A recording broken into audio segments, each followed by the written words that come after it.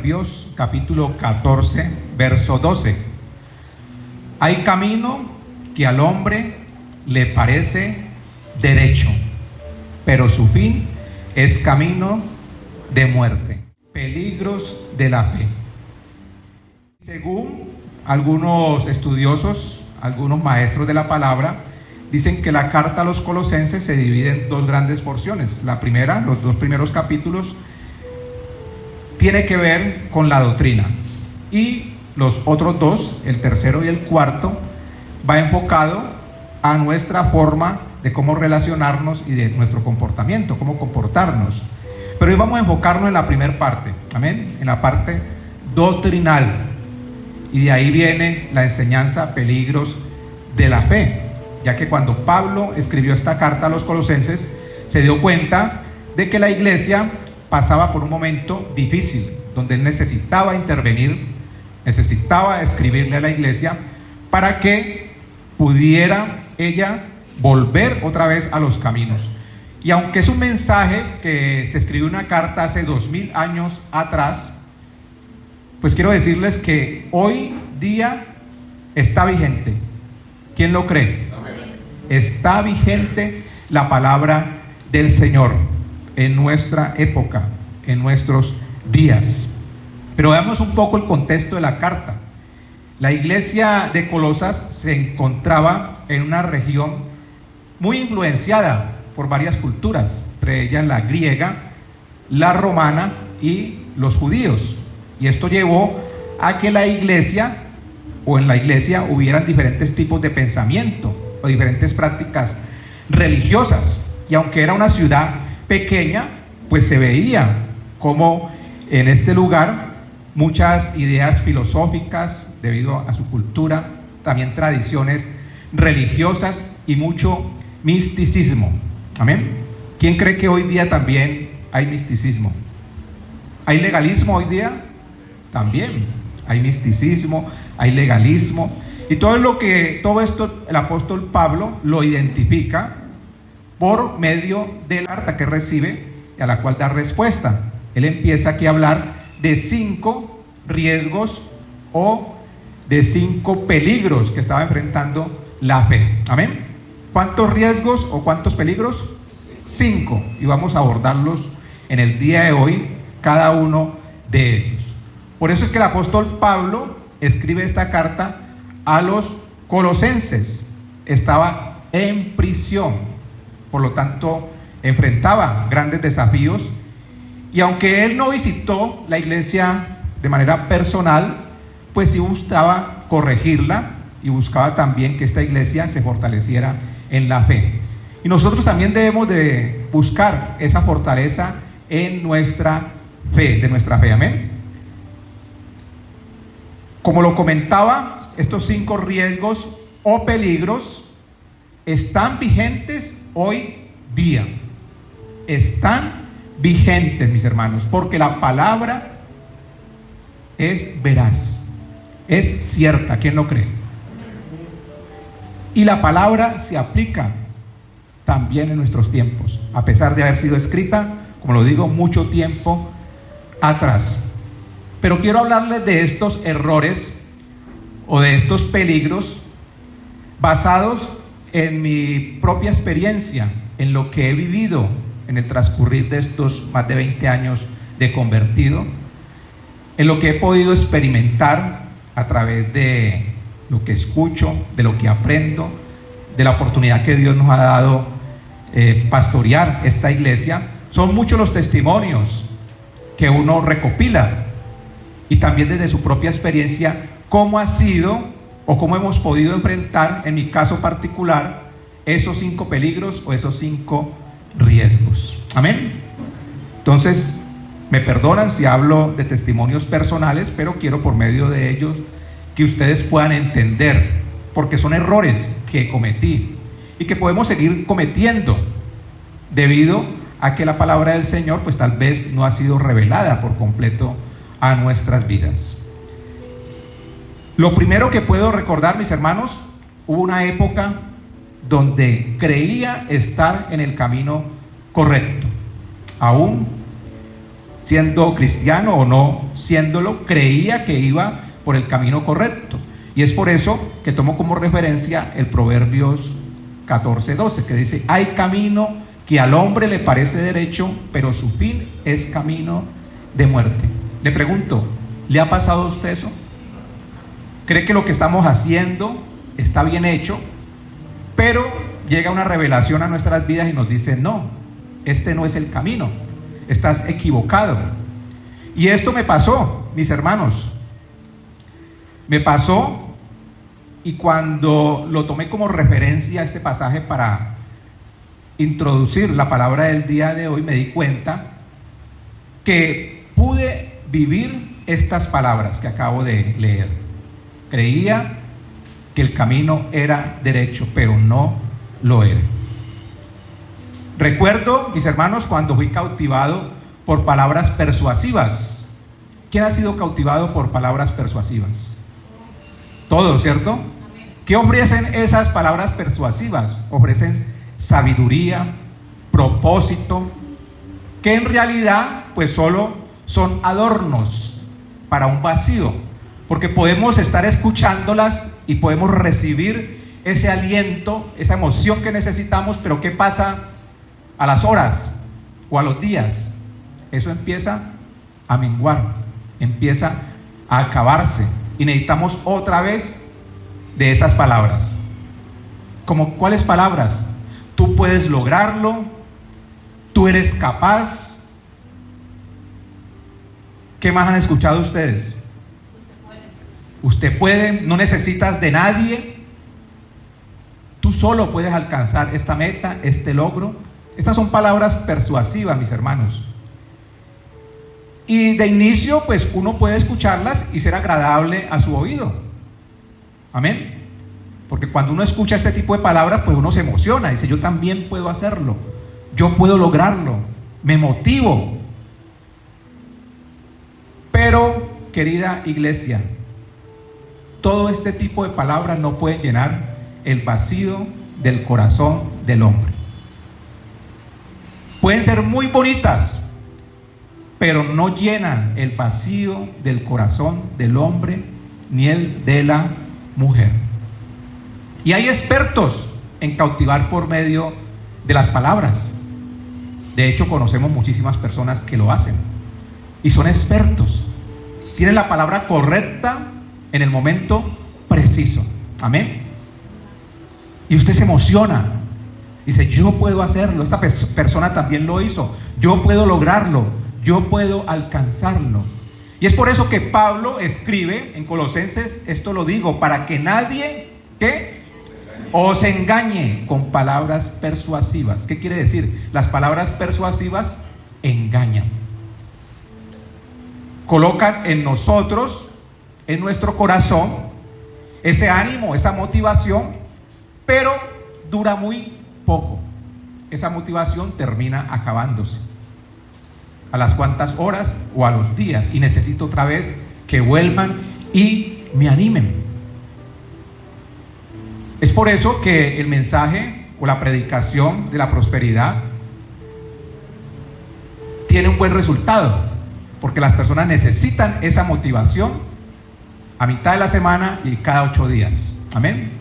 Entonces necesito estar motivado, necesito volver otra vez a recibir esa palabra, porque eso es lo que hace, motivarme. Y eso es lo que al apóstol Pablo pues quería mostrarles a los colosenses, que se cuidaran ¿de qué? De las palabras persuasivas, que nadie os engañe. La iglesia de Colosas se estaba viendo amenazada por este tipo de falsos maestros, unos hombres que utilizaban este lenguaje, este tipo de palabras para persuadir y obtener beneficios propios. Pregunto, ¿hoy día ocurre lo mismo? Y abunda. Amén. Entonces está vigente lo que el apóstol Pablo enseñó a través de esta carta a los colosenses. Y estas palabras persuasivas llevaban a desviar el evangelio, la palabra de Dios. Muchos empezaron a creer en ello y se desviaron. Un ejemplo en el día de hoy para que entendamos: ideologías modernas ¿Han escuchado ideologías modernas? ¿Están haciendo daño?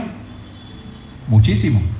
Filosofías atractivas, doctrinas mal interpretadas. Toman un solo pasaje y no estudian todo el contexto. Y lo único que prometen es ¿qué? Prosperidad, prometen paz, sin necesidad de depender de Cristo. Usted puede ser feliz, todo lo puede lograr sin necesidad de depender de Cristo. Usted puede hacerlo. Dicen estas ideologías modernas. ¿Cómo me puedo proteger o cubrir frente a estas palabras persuasivas? Bueno, meditar constantemente en la palabra y evaluarlo todo a la luz de las Escrituras. Es la única opción. Evalúe todo a la luz de las Escrituras. Toda palabra persuasiva que usted escuche, llévelo a la palabra de Dios. Llévela a la palabra de Dios. Esto es lo que el apóstol Pablo quería enseñar a la iglesia. No se dejen engañar. No se dejen engañar de esas palabras persuasivas. Más adelante, mis hermanos, quiero confesarles, yo también me sumergí en esas filosofías vacías. Esas filosofías vacías que están cargadas de términos que a veces no conocemos, pero no ofrecen una respuesta real. Busca uno entender el propósito de la vida y de la lógica humana a través de tanta filosofía. Y no quiero decir con esto que el estudio de la filosofía sea mala. El problema es cuando reemplazamos esa filosofía por la dependencia de Cristo. Amén. Ese es el problema. La sabiduría, querida iglesia, o la sabiduría del mundo no puede satisfacer lo que el alma requiere, lo que el alma necesita. No te puede llenar. No te puede llenar. Y Pablo también identificó esta filosofía vacía. También la relaciona y dice que nadie que os engañe por medio de filosofías y huecas sutilezas. ¿Qué es algo hueco? Un vacío. Amén. Sin fundamento, como lo dice mi hermano. Y una vez Pablo no se equivoca, tiene también razón. Filosofía huecas, tradiciones humanas. Y esto es lo que vivía la iglesia de Colosas. Principios mundanos. Todo esto amenazaba con reemplazar la verdad del evangelio. Estas ideas se presentaban como sabiduría superior, pero estaban desconectadas de Cristo. Tú puedes lograrlo, son las palabras persuasivas, pero aquí viene otro ejemplo.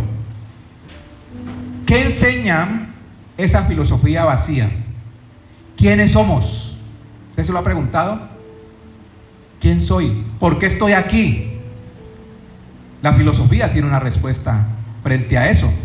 Pero nosotros como hijos de Dios, mis hermanos, usted tiene una identidad y yo tengo una identidad en Cristo Jesús. Yo me doy cuenta por qué estoy aquí. Para cumplir un propósito. Me doy cuenta quién soy. ¿Quién es usted y quién soy yo? Somos hijos de Dios. Y todo eso cobra sentido a nuestra vida. Pero cuando este tipo de filosofía vacía se enseña y se busca a través del conocimiento dar respuesta a cada una de estas preguntas o estos interrogantes que se nos presentan a lo largo de la vida, porque tengo que confesarlo. Usted se ha preguntado, o antes de conocer de Cristo se preguntaba, ¿quién es usted? ¿Por qué está en esta vida? ¿Por qué está en este mundo? Yo me hacía muchas de esas preguntas.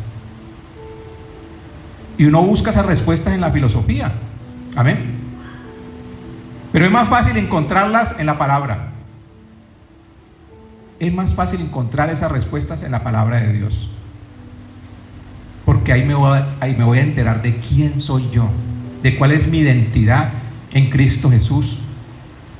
¿Cuál es mi propósito en esta vida? ¿Qué voy a cumplir? Amén. ¿Cómo me puedo blindar frente a esas filosofías vacías? Buscar y defender una cosmovisión basada en la verdad y en la palabra de Dios. Hace días, no utilizábamos esa palabra cosmovisión. ¿Sí recuerdan que hubo un año donde hablábamos mucho de esa cosmovisión? La cosmovisión cristiana es el conjunto, mis hermanos, de creencias que ayuda o que nos ayuda a nosotros los cristianos a entender el mundo y de vivir de una manera diferente a como vive el mundo. O sea, la cosmovisión nuestra es diferente a lo que el mundo piensa. ¿Quién lo cree? Vamos en contravía a lo que el mundo dice, promulga. Nosotros debemos de ir en contravía. Me preocuparía si usted va alineado al mundo. Y desafortunadamente hay cristianos que hoy día se alinean al mundo. Amén. ¿Están siendo qué? Engañados. Están siendo engañados. Esto que acabo de mencionar fue antes de mi conversión. Pero llega la conversión a mi vida, me convierto al Evangelio y no me da pena decirlo, mis hermanos, me convertí en una persona legalista. Y creo que muchos nos pasa, ¿no? Porque tenemos poco conocimiento. Tenemos poco conocimiento y nos convertimos en legalistas. Creemos que si debemos cumpliendo esas reglas como tal, vamos a obtener la salvación. El cumplimiento de muchas reglas para ganarme el favor de Dios. Normas estrictas, rituales, pensando que mi obediencia externa bastaría para estar en paz con Él, con Dios. Pero quiero confesarles, mientras más lo intentaba, más lejos me encontraba de Dios. Más carga tenía en mi vida, porque no había sido libre. El legalismo, mis hermanos, hace mucho daño. Es un yugo que te esclaviza. Fue tanto, mis hermanos, el legalismo que recién convertido yo sentía que ir al cine era pecado.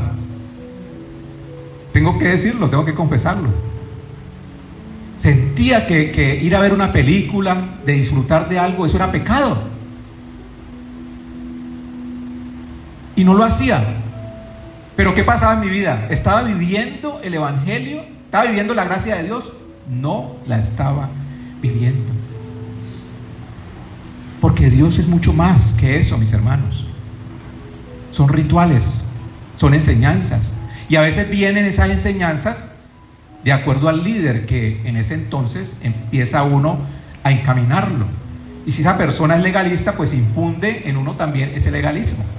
Y uno empieza a aprender, empieza a creer ciertas cosas que lo llevan, mis hermanos, a estar siempre cargado y no disfrutar de lo hermoso que es la vida.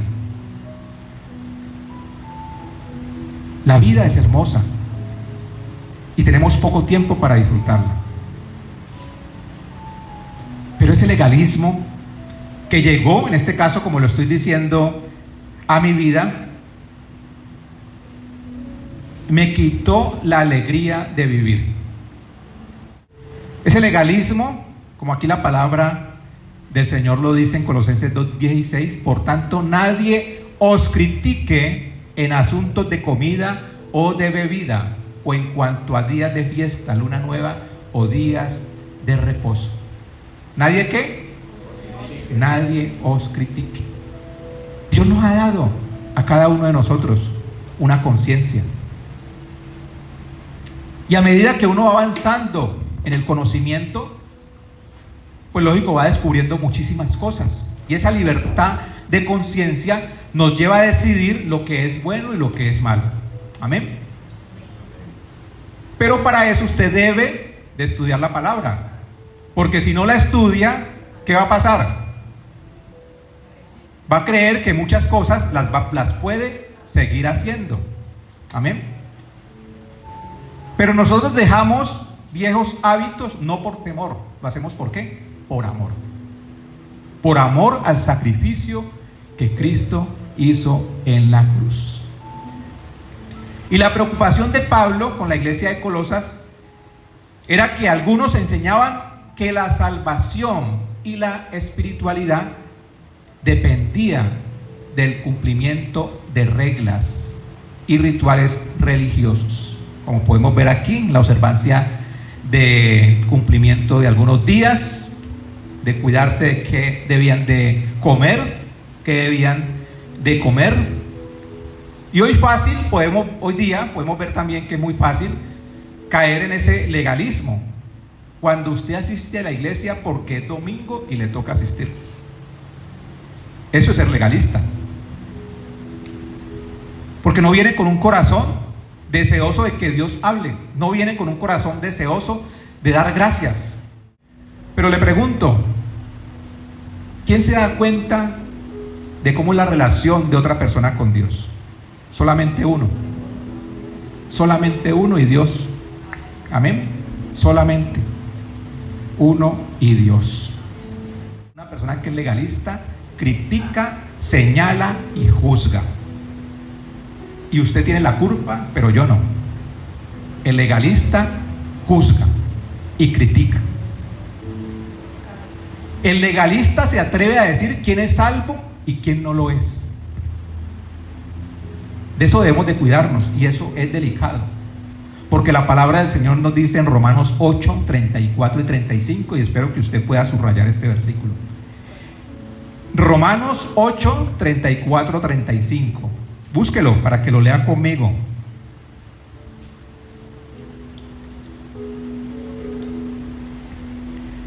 ¿Quién acusará a los escogidos de Dios? Dice Romanos 8:34. ¿Quién acusará a los escogidos de Dios? ¿Cuál es la respuesta? Dios es el que justifica. ¿Quién es el que condenará? Cristo es el que murió. Amén. Ahora pregunto, ¿nos corresponde a nosotros juzgar, criticar, condenar a otra persona? No. Y ese es el problema del legalismo.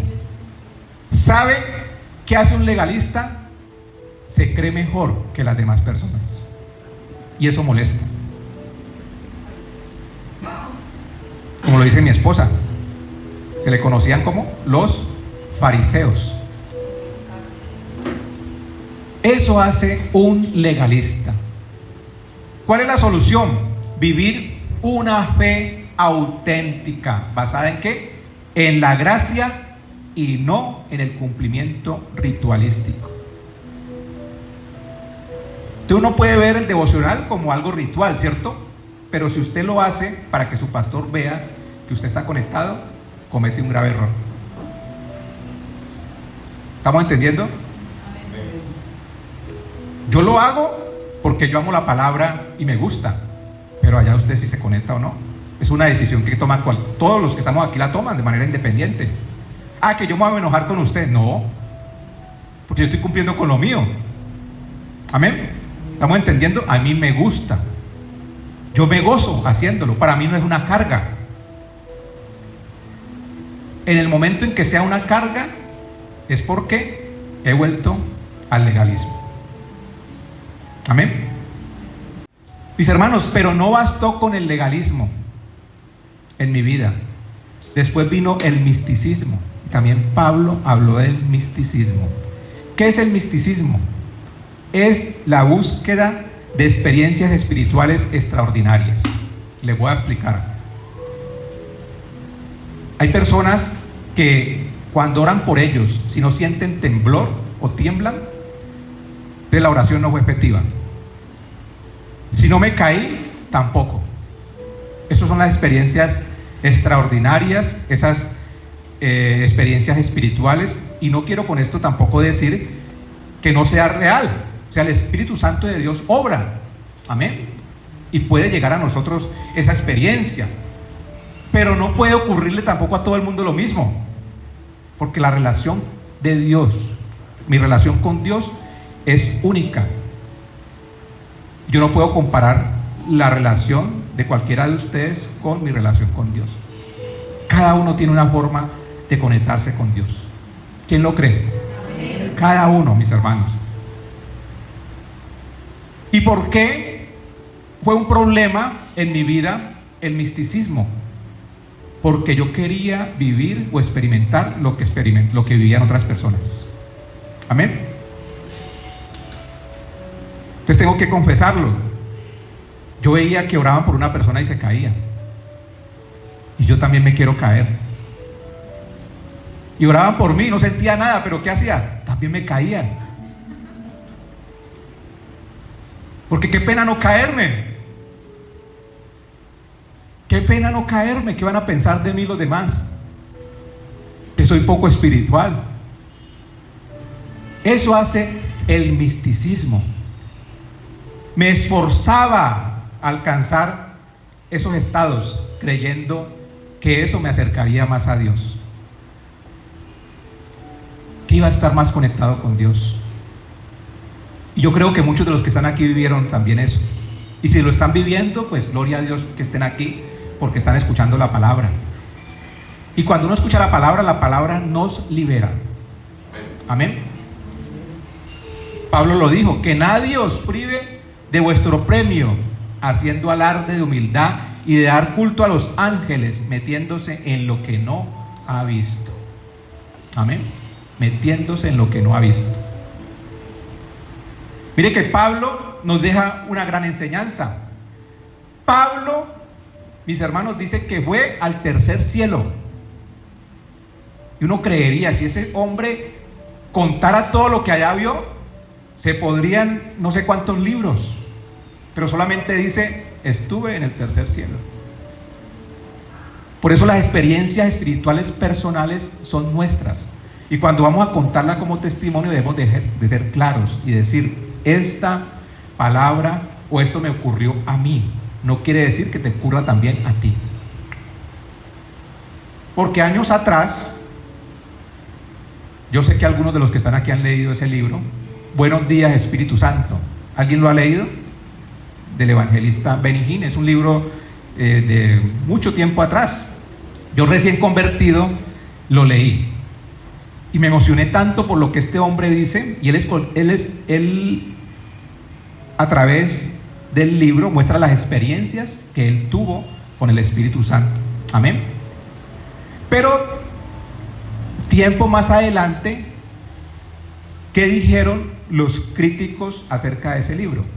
En un principio fue un boom, pero después se dieron cuenta que para muchos cristianos fue una piedra de tropiezo, porque muchos querían vivir esa experiencia que vivió ese hombre, y fue algo personal. Amén. Entonces uno se empieza a frustrar. Entonces, si yo no veo esto, si yo no veo las sombras, si no veo aquello, entonces no estoy conectado con Dios. Y eso es el misticismo. Eso es el misticismo.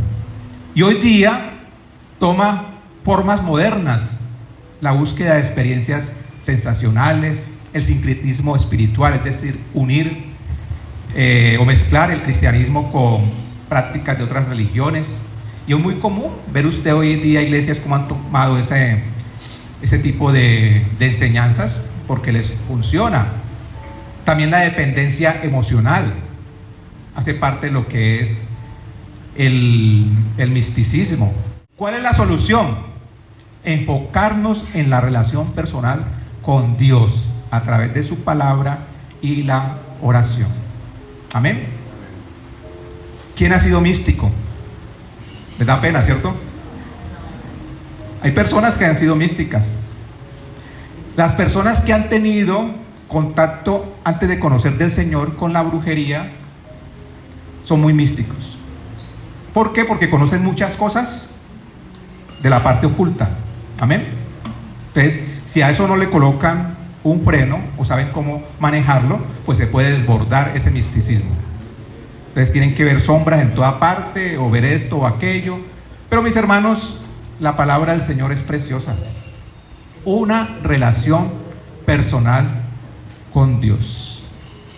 Y por último, sin saber su nombre, también lo probé: el ascetismo. Encontré esto estudiando esta carta y lo aprendí hace poco, el significado del ascetismo. Procuraba a toda costa renunciar a cualquier placer, castigándome a mí mismo con la falsa idea de que el sufrimiento me haría más santo. Se aleja una de las bendiciones de Dios, no disfruta de lo que Dios le entrega, porque empieza a hacer un autosacrificio, y me tengo que negar de esto y de aquello.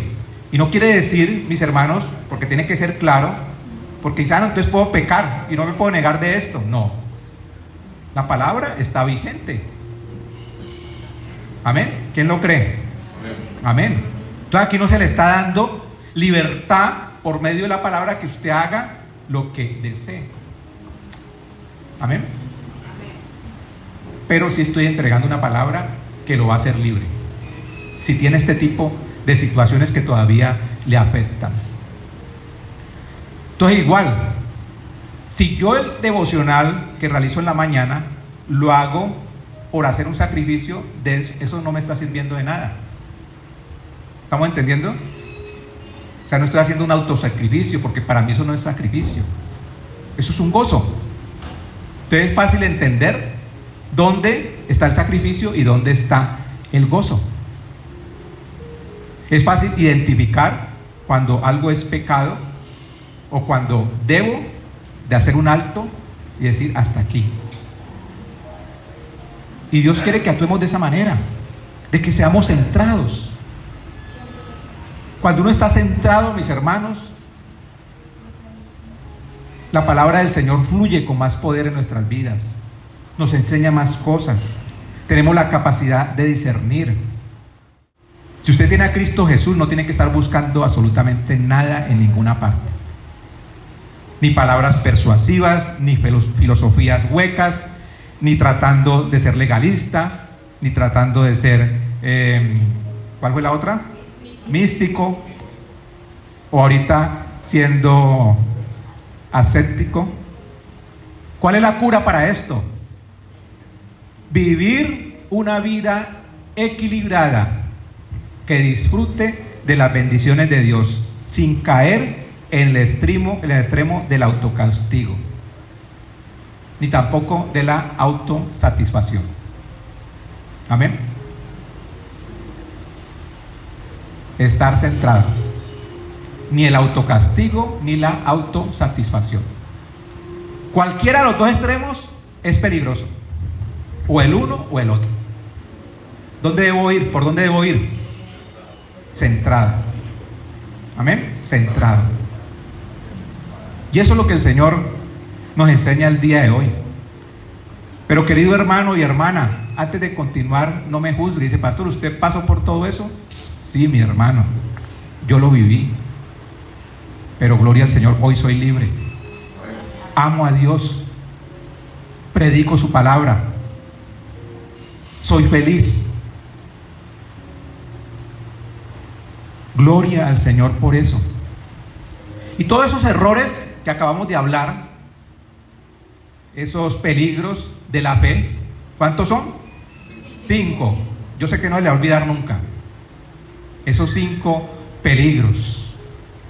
Un hombre con toda la sabiduría como Salomón presentó también esos problemas o esos peligros.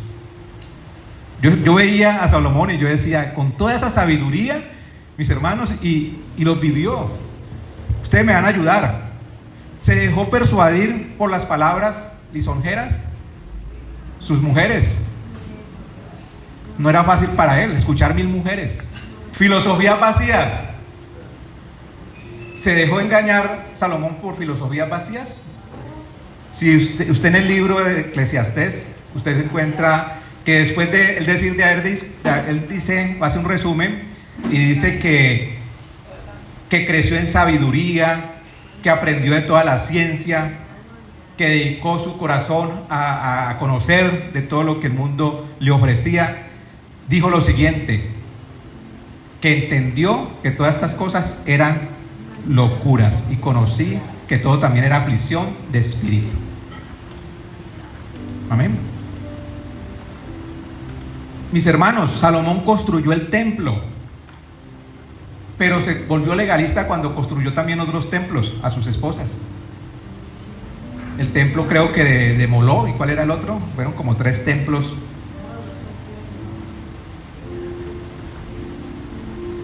Bueno, también se volvió místico, lógico, por los rituales que sus esposas hacían, estos rituales a otros dioses. Y finalmente vivió lo que era el ascetismo, con la cita que leíamos ahorita, o que estaban mencionando. Dice Eclesiastés 2, 22, 23.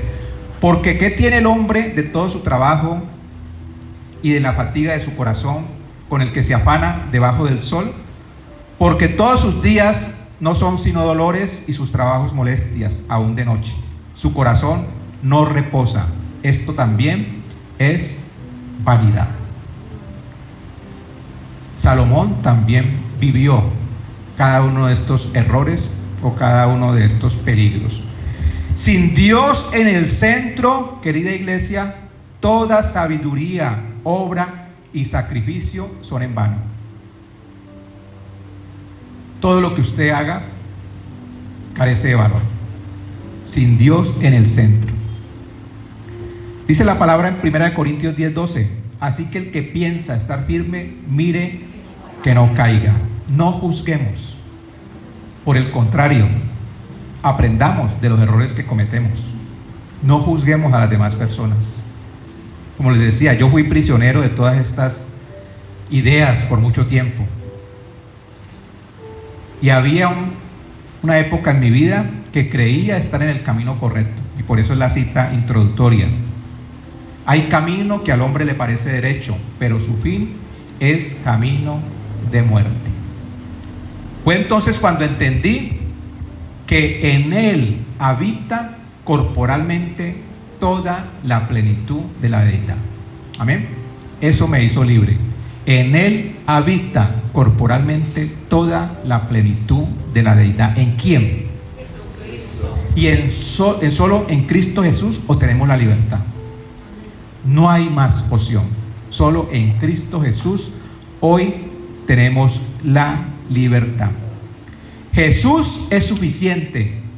En Él está la verdad que nos hace libres. Y hay unas lecciones aprendidas en el día de hoy para que usted le quede grabado en su corazón. Son esos errores de los cuales hablamos, esos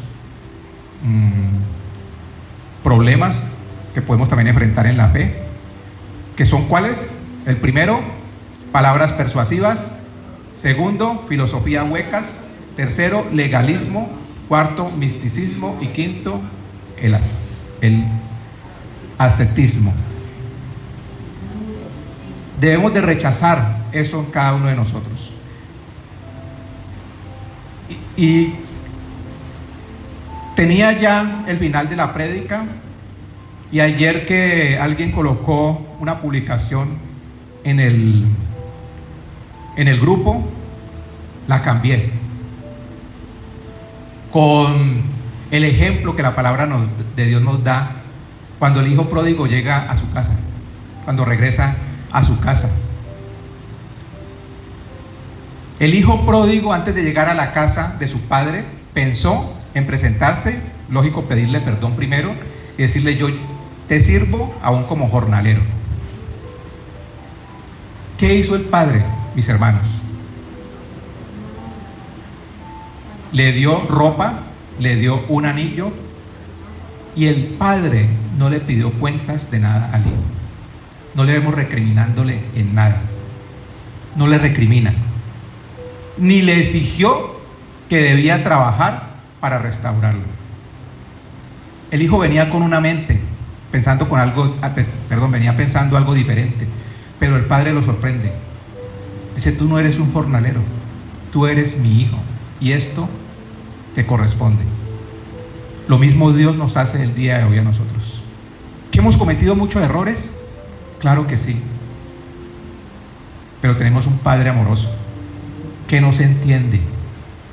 No importa cuál ha sido nuestra relación tiempo atrás, los errores que cometimos en el pasado o los que estemos cometiendo en estos momentos, pero Dios nos entiende y Él no nos recrimina. Y nos dice, esta es tu posición como hijo. Disfruta de esta posición. ¿Dónde está la clave? En el arrepentimiento. Eso fue lo que hizo este joven. Se arrepintió de sus pecados.